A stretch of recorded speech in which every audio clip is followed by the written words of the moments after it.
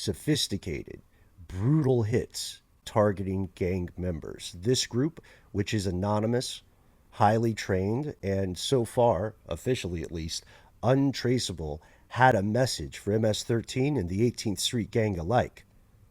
La Sombra Negra, the Black Shadow, has returned. History is riddled with unexplained events. You can turn back now or learn the stuff they don't want you to know.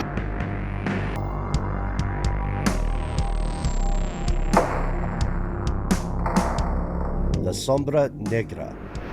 In English, the Black Shadow. This group has a history. They have a past. They first get mentioned in 1989, toward the close of the Civil War.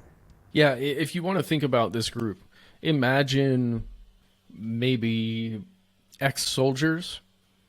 Like maybe that's a good way. It's not all, they're not all ex-soldiers, but imagine an ex-soldier, okay? And their identities are not proven.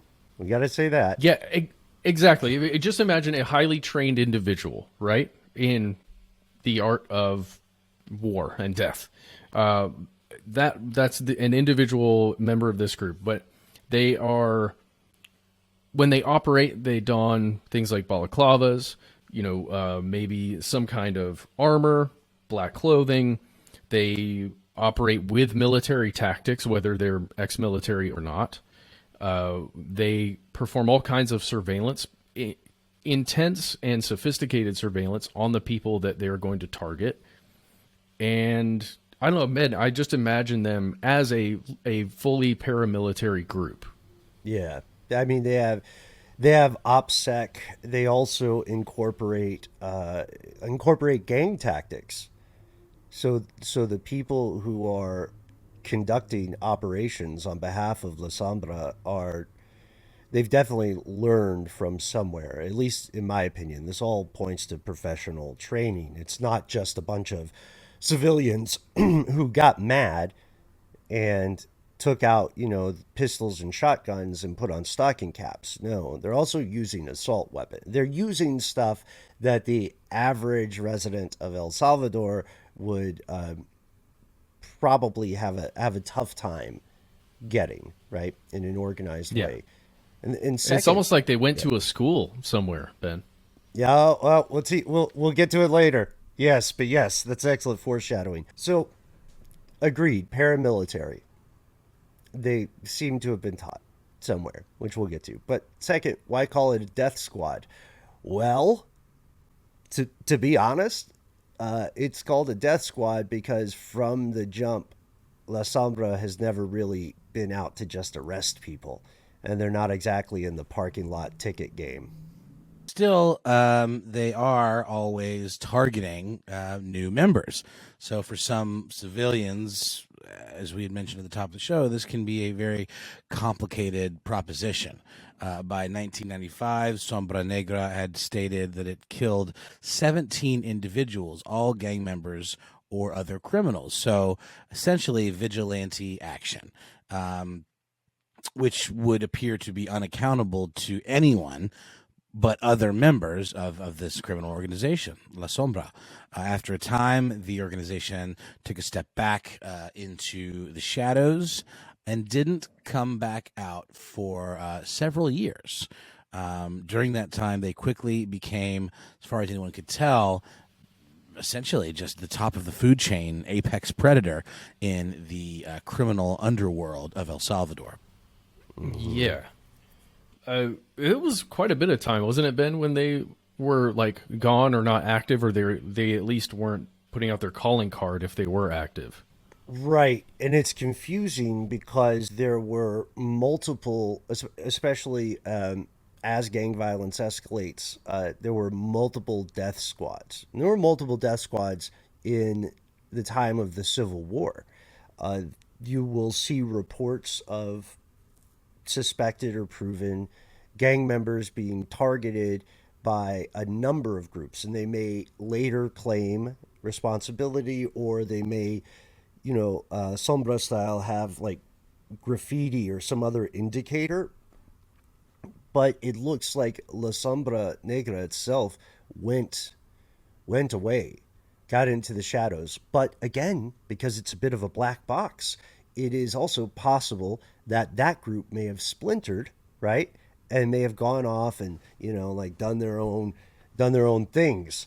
Every so often, this thing calling itself La Sombra Negra would reemerge, and authorities were more likely to believe these groups, these murderers or vigilantes, when they claimed to be La Sombra, because La Sombra had signature techniques, which were also have a bit of providence behind them. When possible, they didn't really do super quick hits. Part of it was about sending a message. If the opportunity was right, they would take their time. Like you said, Matt, they would case. They had pretty good surveillance. They were pretty good at maintaining anonymity, balaclavas, dark windowed, unregistered, unmarked cars, you name it. And when they get their victims, and of course, these gang members have multiple victims of their own, right? Let's remember that. But when they got a hold of their victims, they would blindfold them and they might bind their feet at the ankles. They would always tie either the hands or the thumbs behind the person's back. Here you might ask, why tie the thumbs? If you're on YouTube, I'm doing this. It's like a very lazy Wu-Tang sign. Why tie the thumbs instead of just binding the hands at the wrist? Well, it's a little bit easier to do some stress positions. And look at me panicking. Look at me trying to panic here. Look how my hands splay out. And that's 8 different questions you can ask. And you can see what they're doing there when they're interrogating somebody that they've caught, right? What do you think they're getting out of that person? More Probably information about their next hit, right? Yeah. Yep. Or it may simply be retaliation because they have proof of something. A scary thing to happen during an interrogation or during a torture situation, is for the torturer or interrogator to say, just so you know, I don't really care. I don't care what you're going to say. We have the information. The next couple of hours are just for us. Thanks for coming. That kind of stuff does happen. But this does look to be part interrogation, part torture. Yeah, they're gathering more intelligence, which is, again, is kind of a signature move. But this torture, which you must stress, has never been proven in a court of law. It's just evidenced on the bodies that have been found. This includes stuff like the removal of tongue, teeth, fingers, toes, hands, genitalia, and then the final move, the sign off. One of the sign off, it's not quite a calling card because those are the messages they leave, but what the move they're known for that really identifies it to the authorities as La Sombra is something called the tiros de gracia, the shots of grace. So after this torture, the victim is shot in the base of a skull, and it's going to be pretty messy because they're using like M16s, using machine guns, assault rifles. And it's, quite believable at this point, without having spoken to anyone who survived that, because none of them did. It's quite believable at that point that it is seen as an act of mercy by the person who's finally getting this horror show ended. Well, and it's also a way to show, like, it was us, right? Yes. And that's not the only way they show it was us, besides the torture and that final shot.